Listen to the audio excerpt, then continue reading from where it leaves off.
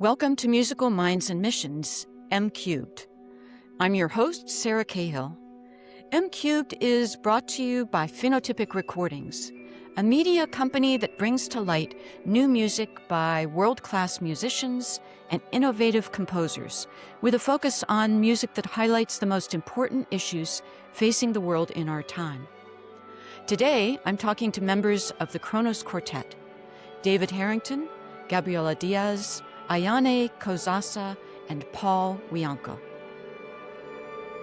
Thank you so much for joining me today to talk about this powerful new album, Forgive Us For. This is music from Palestine, Ukraine, and Iceland. And David, I'd like to start by asking you about how this album relates to the genesis of Kronos in the early 1970s with Black Angels by George Crumb, which was responding to the Vietnam War.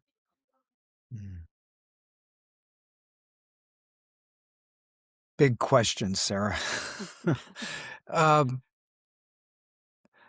always wanted Kronos ever since our first rehearsal in September of 1973 to be able to be expansive enough and flexible enough to find ways of musically responding to things that are happening around us. And as we all know, there's a lot of things happening right now. And every once in a while, we run into something in the world of music that seems like it feels right. It feels like this music should be played right now. It should be heard right now. And I think that's what happened with Forgive Us For. And you could say it took a long time to make this, and it did. But the things that are happening right now relate to things that were happening when we had the idea for this. And so it's and that kind of is, I'm discovering, seems to be the way it works.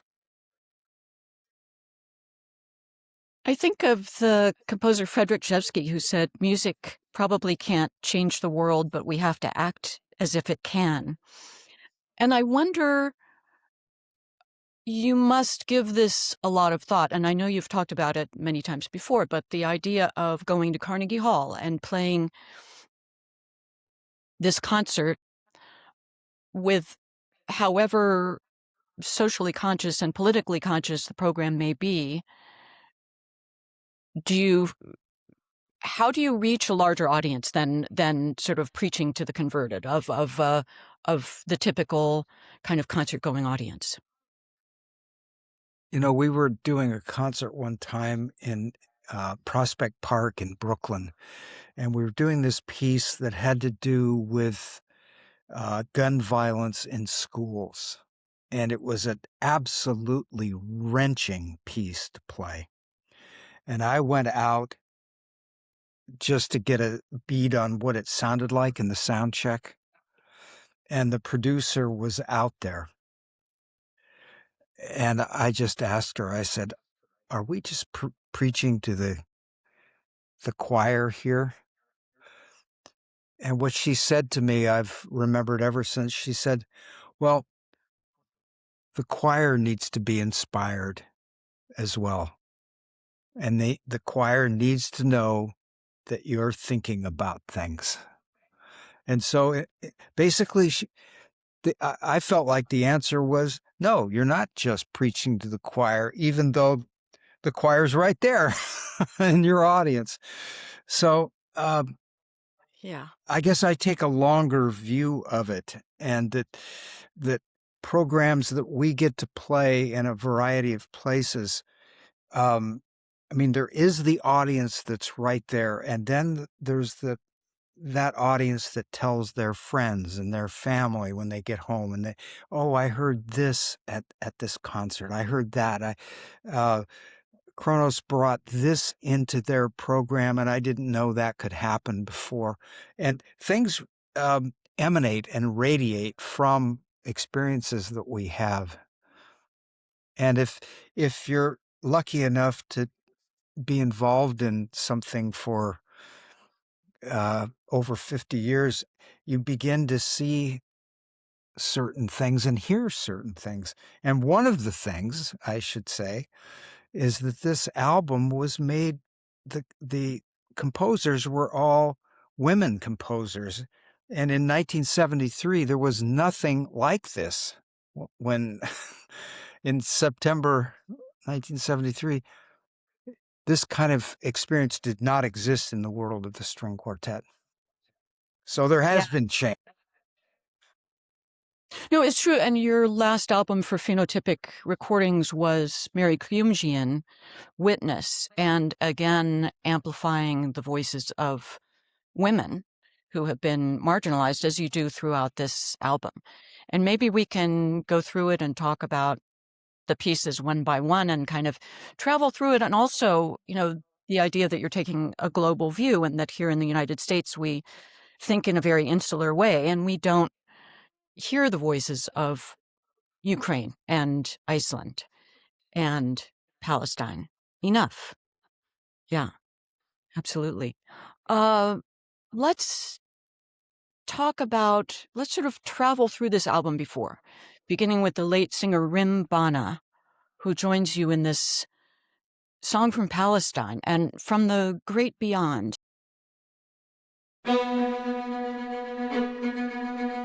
يا طالعين عين للجبل يا مول الموقدين النار بين اليمن يمان عين للهنا يا روح يا طالعين عين للجبل يا مول الموقدين النار بين اليمن يمان عين للهنا يا روح ما بدي منك لكم في العوالم بدي ملبوس بين اليوم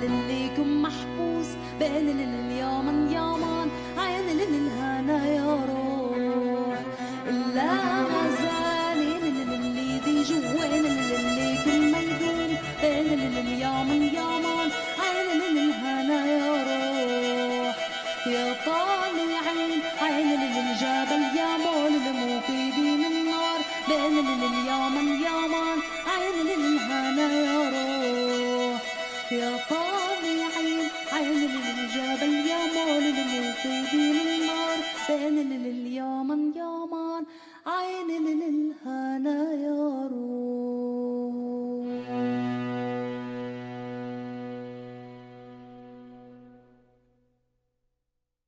That's Rim Banna and the Kronos Quartet. Oh, you who are climbing up the mountain. So, Paul, tell me about this voice and this recording and collaborating with Rim Banna. This is one of the most special and one of the shortest works in the Kronos canon at the moment. Ya Taali'een and el-Jabal, which translates to going up the mountain. I personally had not heard of Rim Banna before this opportunity that we now have to perform with her voice.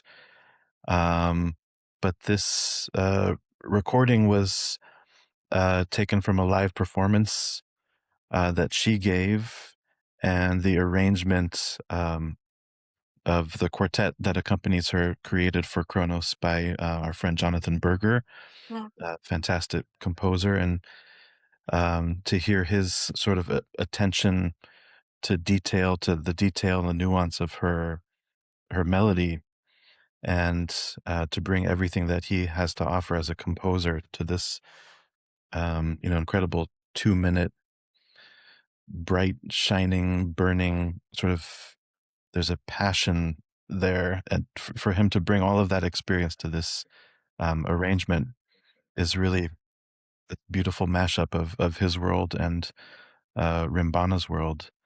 But I mean, it's David who I believe started this project. Do you want to talk about it a little bit? Well, yeah, we've recorded music by Masa Vadat with Eric Hillestad. Well, it was Eric Hillestad who brought Rim Banna to the attention of the outside world, outside of Palestine.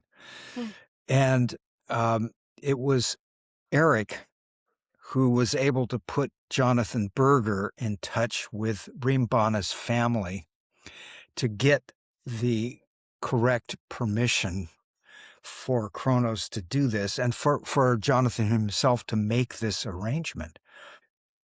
So there were a lot of layers involved in making this.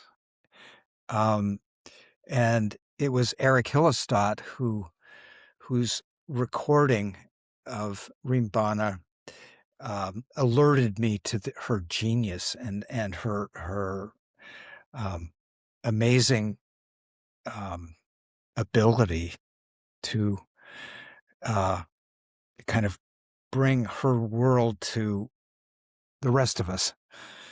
And so it was not a big decision at all. It just seemed important to have her voice as part of our music. Yeah. Yeah.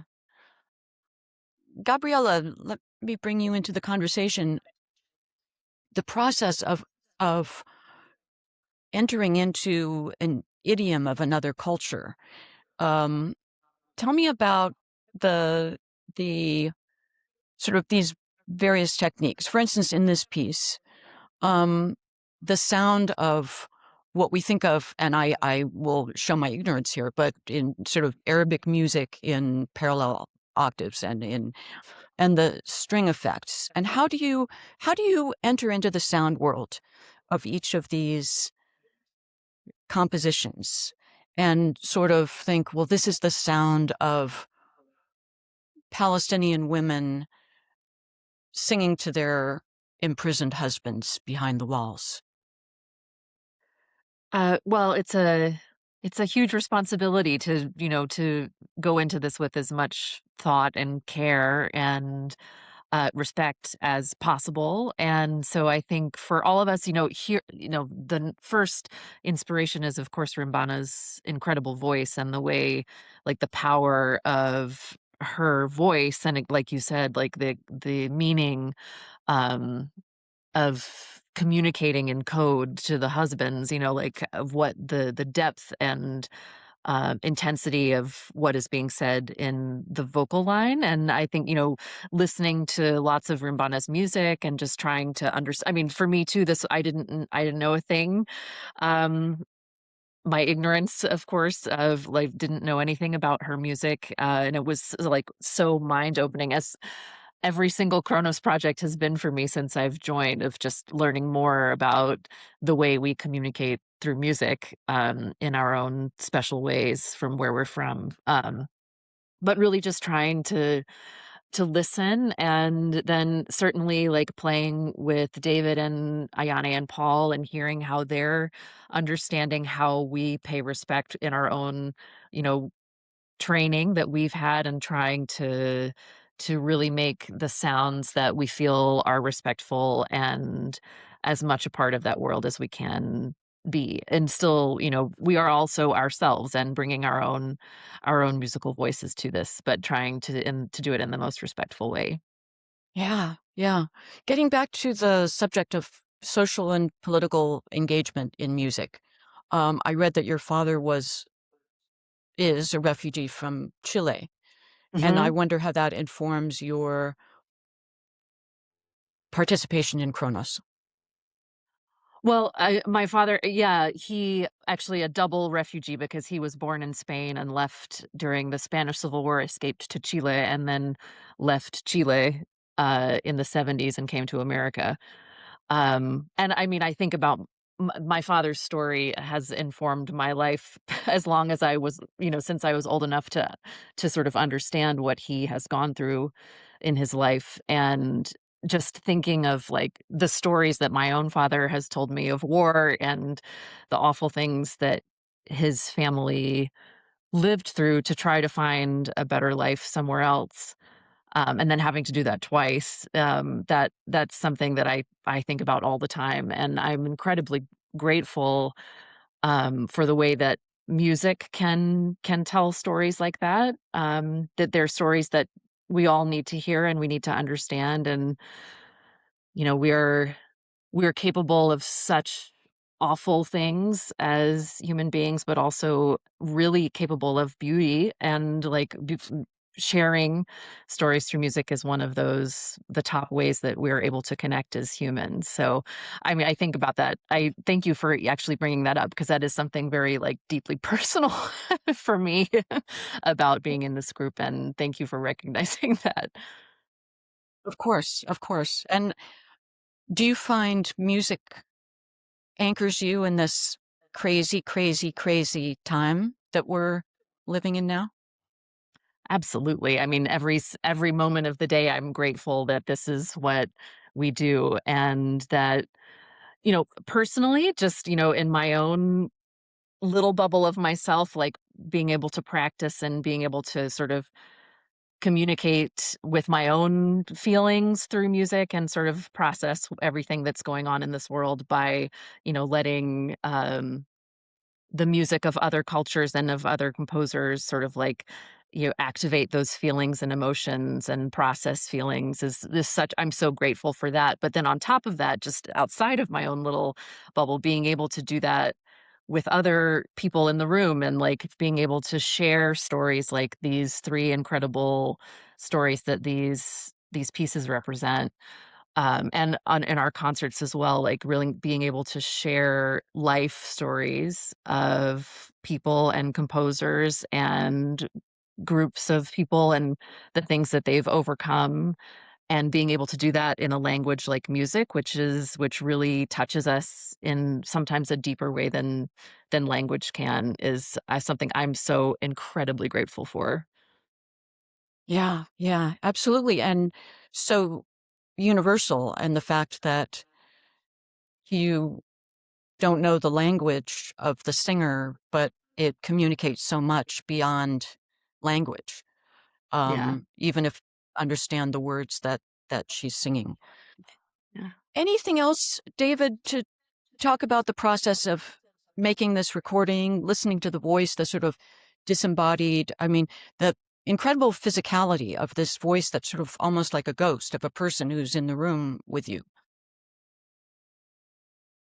You know, the fact that Rim Banna died so young and at this point in her life when she was gaining worldwide um, recognition is another in the long line of tragic occurrences in the world of music when the incredibly talented people, every day I think about Schubert and, if one more month of Schubert's life, what might we have, and what about Purcell and what about, I think about so many different people. What Yeah, about Mozart. Rim Banna? you um, and uh, so, but to have something that we can do to bring her voice at this time, um, as Gabriella was saying, I'm incredibly grateful to be able to do that, and it was Jonathan Berger that found that, and I wish I was there for the conversation he had with Rim Banna's mother and sister, because somehow he was able to convince them this was a good thing for the world. And to me, that's a really positive thing. And musicians need to be recognized for our ability to accomplish things like that are done totally behind the scenes. Totally. I mean, like I say, I wasn't there for that conversation, but I got the call from Jonathan. We've got the permission. We can do it. And I thought, great, Jonathan, you did it. How did he arrange it in a way that's respectful to the song? Ayane's turn. Ayane, yeah. I have lots to ask you. I think the arrangement is like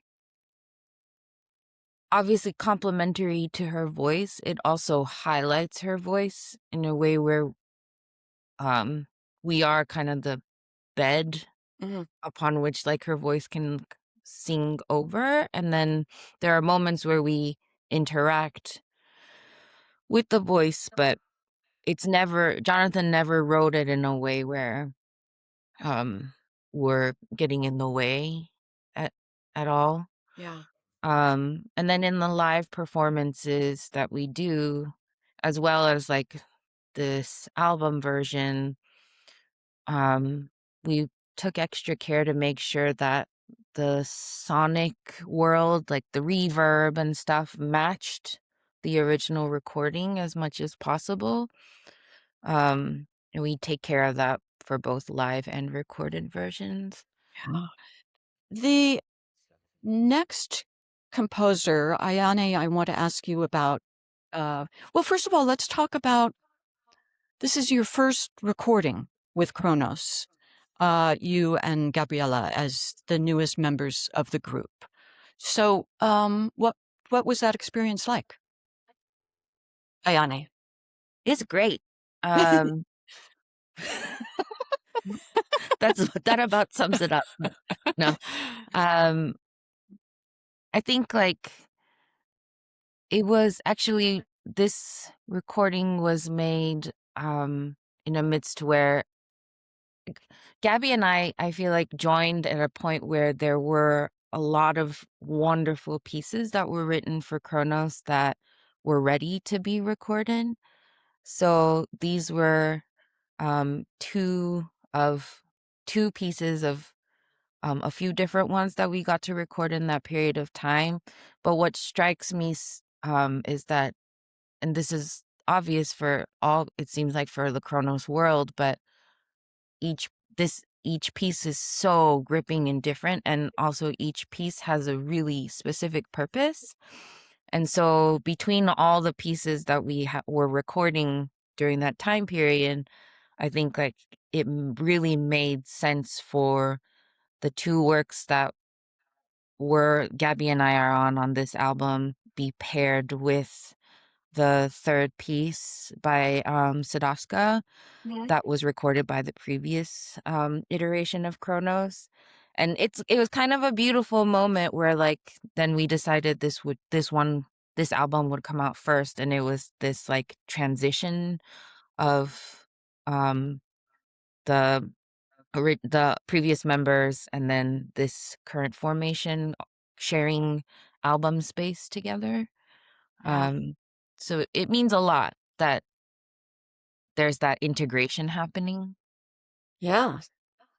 Yeah, absolutely. It's wonderful to have both you and Hank and John on the same album. The next work is by Hildur Guðnadóttir, and it's an Icelandic lament for the deportation of Albanian families by the Icelandic government.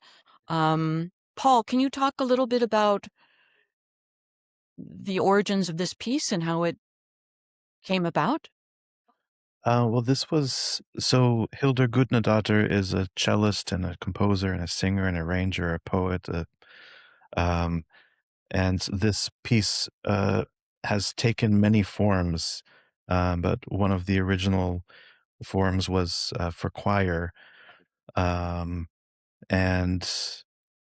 the words that the choir are singing are where we got the name of the album, "Forgive Us For," and that's something that's chanted over and over and over again in this piece, like a sort of lament that lulls you into this very specific emotional and psychological zone. And in our version, of course, there are no words. It's just quartet alone. Um, but the power, I think, it remains. There's something about Hilder's voice that transcends the text itself. Um, but yeah, for her to allow us to have this brand new arrangement of her work was really special, and to have her voice incorporated onto this album just yeah, it lifts the whole thing up. It's such a beautiful piece that we love to play. So, because it was originally for chorus, do you think? I mean, clearly, you think of the vocal line. Absolutely, and yeah, sort of singing it to ourselves, reflecting on the subject matter. That's what makes the piece work. Of course, is that there's this underlying tragedy um behind the beauty of this piece that um is what it seemed kind of the recipe for having a really deep experience with it. And it's the same when you listen to a lot of Hilder's music. She's just not afraid to bring you into this place that's full of light and sadness and beauty, just all, fully integrated into this kind of magical place.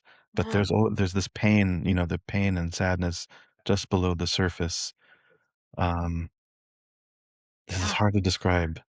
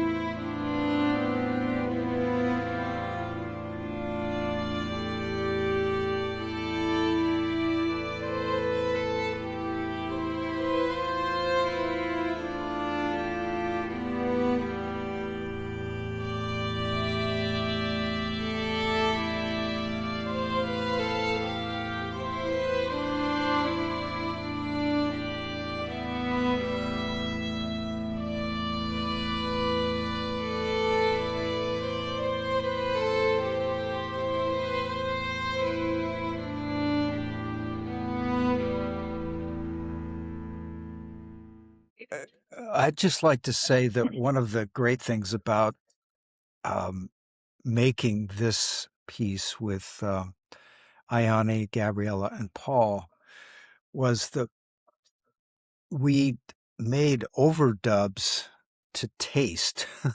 And so we kind of created the arrangement together in the studio.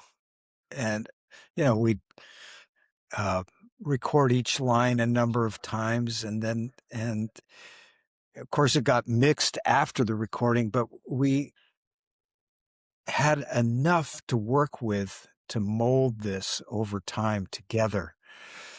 And so it was kind of a group arrangement / composition sort of endeavor that we were a part of, I think, and that it was very satisfying to do. And when we play it live, it's beautiful to hear us from a year and a half ago. That's true. It did feel kind of like a team bonding experience to record this album, but especially that piece, making those decisions on the fly. And Are you saying that you recorded your 4 parts individually, separately, and then put them together? we did all kinds of things, all different sorts of layers. We recorded all together, some things unison, some things isolated, to sort of try to capture the depth of it and to explore, different pairings, and to see how far we could push that sonically, which is so cool. It's something, Kronos is responsible for, I think, introducing that element of quartet playing to the world through, pieces like Different Trains and Triple Quartet, and music where you can actually have three Kronoses, 3 quartets live, not live, 3 quartets in a concert hall, one of them being the live version. So Yes. to kind of it feels like there's a tradition there, that Gabby and Ayane and I got to jump into with this piece. So when we perform it live, we're performing with many, many other versions of ourselves, which is cool. It's already been a year, so it feels like we get to visit that special experience too every time we play it live. Yeah. And David, you're saying that your feeling about this piece has changed over the last year? That when you perform it now, is it different than on the recording?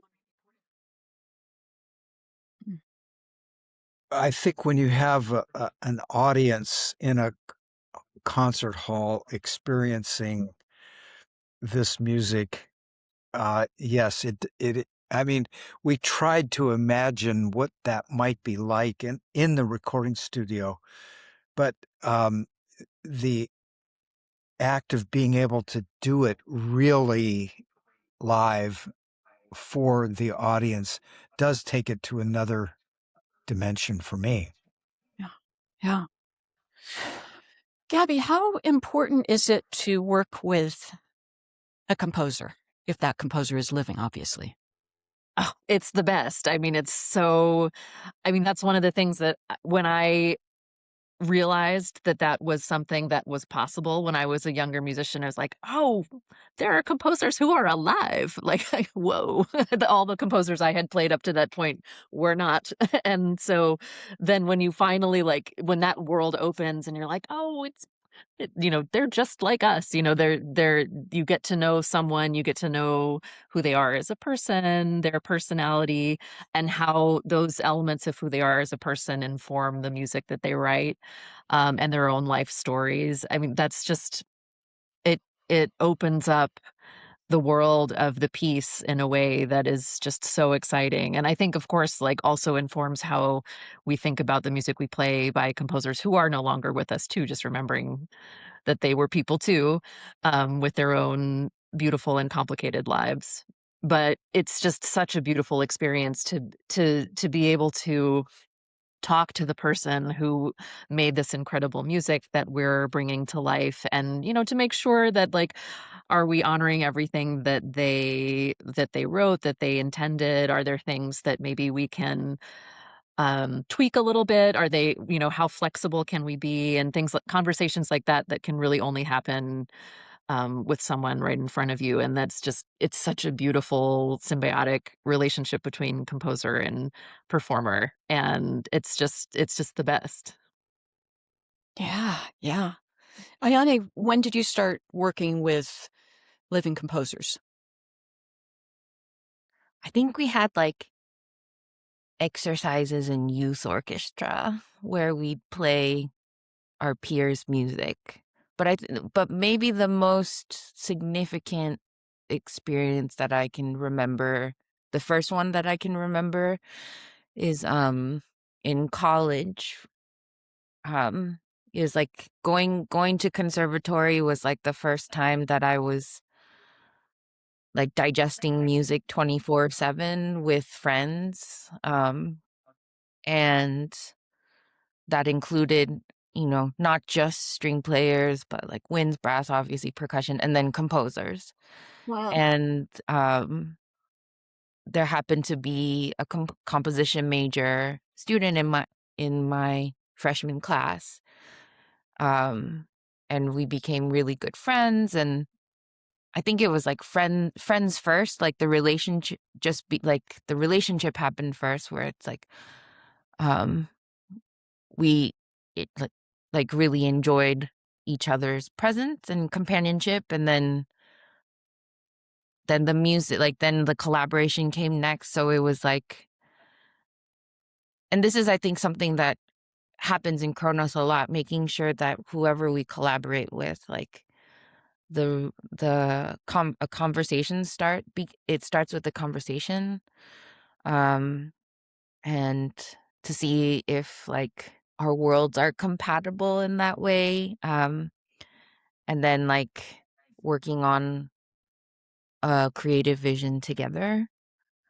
But I remember that feeling of like, whoa, I met a friend who writes music and wants to do that for a living. And that was like the first time I got to experience that. And that was like super cool. Yeah, absolutely. Paul, I want to ask you about the whole concept of this album, which I think was mainly recorded at 25th Street Studios in Oakland. But are you might not be old enough to have been in the vinyl era or listening to records as records, but the idea that, in this album, forgive us for the three works, the three compositions, there's a lot of contrast between them, but there's also a unifying factor between them. And I think of the idea of, putting how it used to be when I was a kid and putting on a record and listening to the entire thing and then turning it over and listening to that side, and how bands, how, the Beatles did their White Album, sort of thinking of this side and the concept. And that now we listen more of like, here's this track by Kronos, this one single, or this, how do you, Paul, how do you listen to music? I listen to an album start to finish. You do? I always have and always will. Wow. Yeah, for me, I guess the cassette tapes and CDs were what I was raised on. I'm in my vinyl era now, um, just mainly because I love album art so much. I love liner notes. I love picking up a physical thing and just studying it and holding it and appreciating it while I listen. Um, and that, you know, Kronos has over 50 albums now, and they all make a statement. They all say something, and they're all, you know, curated in a way that they're all a complete emotional experience. You know what I mean? So it's not, this album included, it's not just kind of throwing things on a record that make sense together conceptually or sonically or, what have you.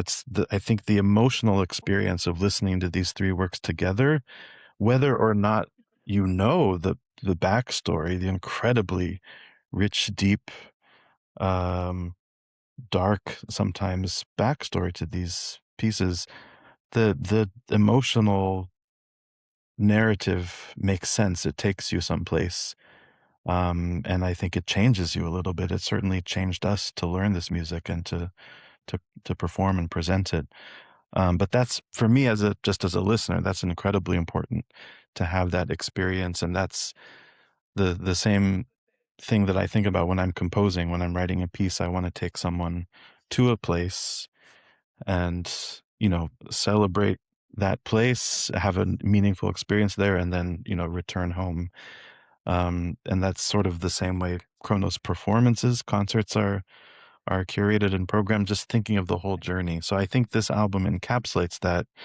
But it also, these pieces are somehow cosmically tied to each other. I think it's just, when you listen to this record, you have a feeling that the world is much smaller than maybe you realized or that you remembered, and that joy is universal, pain is universal, struggle and the hope that we can overcome struggle, that's universal, and we have so much that we can learn from each other, from our friends, from strangers, just from storytellers, from musicians. Um, and, that's something Kronos has been doing ever since David founded the group. Um, and we're doubling down on it even more now. And, yeah, I'm really, really proud of this record. Yeah. Yeah. The last piece is by Mariana Sadovska, and Kronos has worked with her for a long time. We also know her here in the Bay Area for her work with Kitka and the women's ensemble, vocal ensemble. David, tell me about this piece. There are 4 movements: Chernobyl, The Harvest, and she's a really fascinating composer. This is a recording that you and Paul and Hank Dutt and John Sherba made together. Let me step back just a fraction to explain how I first heard about Mariana Sadovska. So I was doing an interview with John Schaefer, and I'd finished the interview, and then his assistant, Elena Park. No, Elena Park, yeah. She said to me as I was leaving, she said, I think you should hear the work of Mariana Sadovska. And she handed me a CD. And I listened to that and I thought, whoa, where have I been? And so it wasn't so much later that we were in touch. And one of the things that was incredibly inspiring to me is not only Mariana's voice and passion, but also that she is a musicologist and a researcher in the history of Ukraine.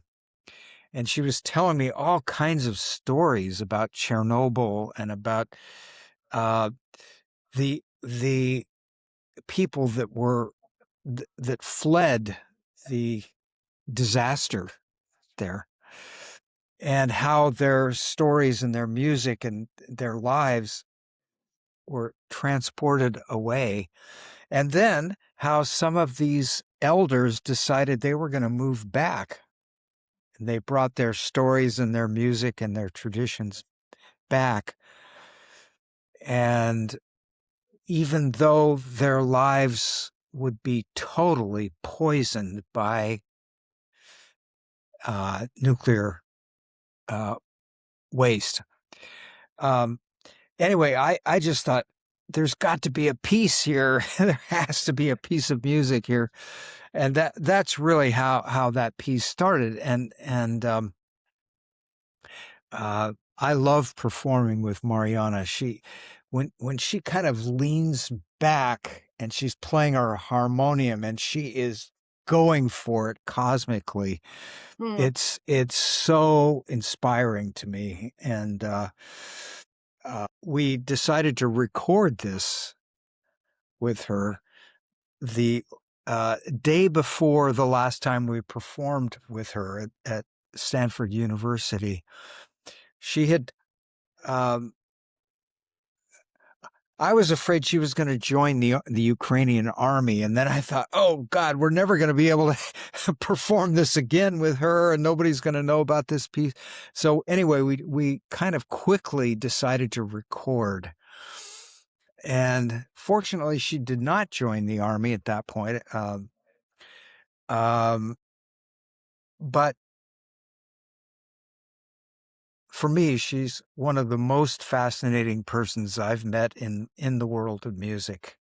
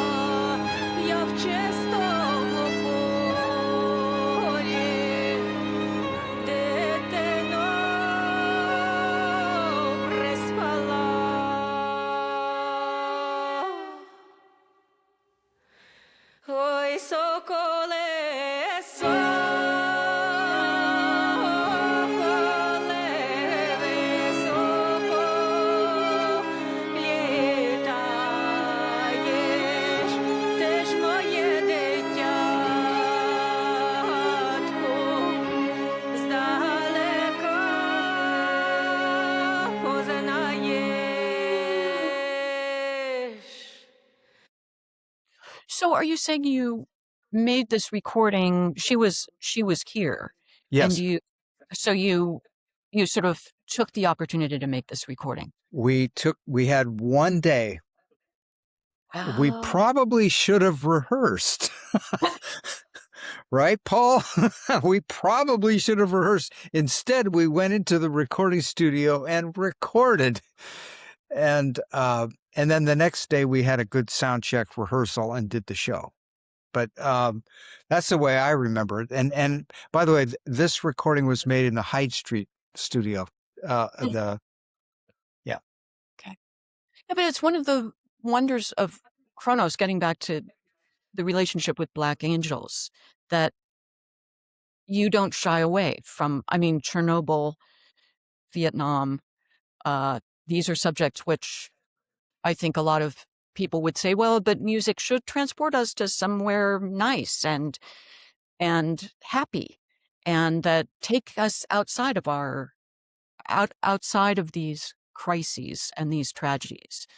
And that, but it's, I mean, I think part of the power of Kronos that you head for that rather than shying away from it. Mm-hmm. Well, I just think that when we're going for it in the most passionate way we can in Mariana's piece, it does take us to a place, an important place of, I wouldn't call it happiness or relief at all, but it might be a place of being able to observe the situation that we're all in through music.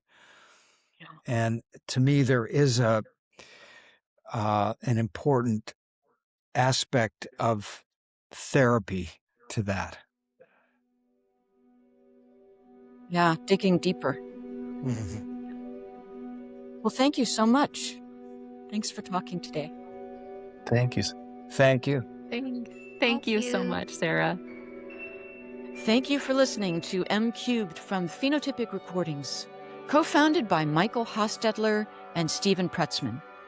The music you heard on today's show is available on Bandcamp and wherever music is streamed. There are links in the show notes. Today's program was produced by AJ Machado, and I'm your host, Sarah Cahill. Please follow or subscribe so you know whenever we post a new show. You can reach us at info@phenotypicrecordings.com, and we're always glad to hear from you.